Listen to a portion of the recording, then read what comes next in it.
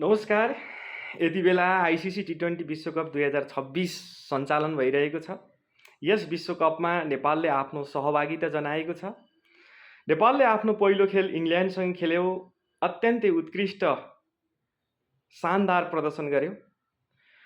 आफ्नो दोस्रो खेल भोलि इटलीसँग खेल्दैछ।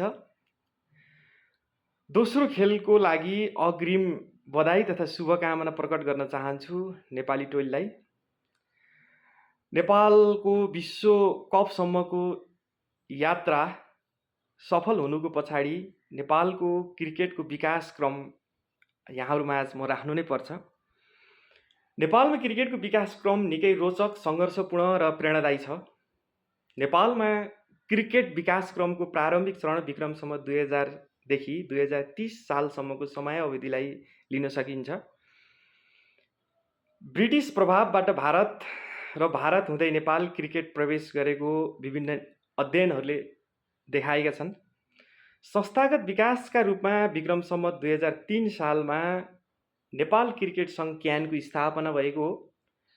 विक्रम सम्वत 2046 देखि विक्रम सम्वत 2065 सम्मको समय अवधिमा नेपालको अन्तर्राष्ट्रिय पहिचान निर्माण भएको देख्न सकिन्छ।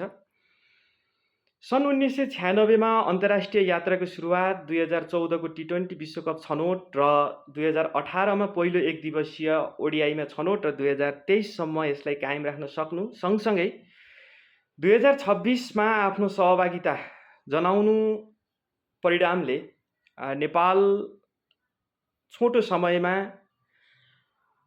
अन्तर्राष्ट्रिय छवि बनाइसकेको देख्न सकिन्छ। नेपालमा क्रिकेट सन् 2010 पछिको सबैभन्दा लोकप्रिय खेल बनिसकेको छ र आइसिसी टी20 विश्वकप 2024 मा नेपालले आफ्नो शानदार प्रदर्शन प्रस्तुत गरिसकेको थियो, जसमा दक्षिण अफ्रिकासँग 1 रनको झिनो अन्तरले पराजित हुनु र न्युजिल्यान्डसँग कडा प्रतिस्पर्धा गर्नु टोलीका मुख्य विशेषता थिए। नेपाल क्रिकेटको विकास क्रममा सबैभन्दा बलियो र महत्त्वपूर्ण कडी घरेलु खेलाडीहरूलाई मञ्च दिने र क्रिकेटको व्यावसायिक विकास गर्ने उद्देश्यले नेपाल क्रिकेट सङ्घ क्यानले एक प्रमुख वार्षिक टी20 क्रिकेट प्रतियोगिता नेपाल प्रिमियर लिग सुरु गरेको छ।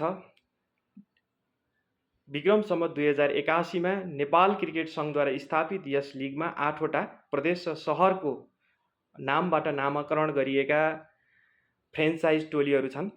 यो नै नेपालको क्रिकेट विकास क्रमको अथवा नेपालको क्रिकेटलाई बलियो बनाउने मेरुदण्डको रूपमा हेर्न सकिन्छ। 10औं संस्करणको आइसिसी टी20 विश्वकप 2026 को पहिलो खेलमा फेब्रुअरी 8 मा नेपालले निकै उत्कृष्ट प्रदर्शन गरेको छ इङ्ल्यान्डसँग। आगामी खेल फेब्रुअरी 12 अर्थात् भोलि इटलीसँग नेपाली समयअनुसार 3:15 मा छ।